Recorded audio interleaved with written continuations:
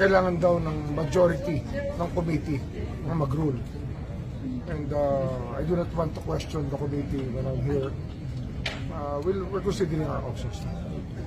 But mag-uusap kami. Kasi namatay na siya. Namatay yung lolo niya, siya magpapalibing bukas. Kaya lang, siya rin kaasikaso, wala na siya father.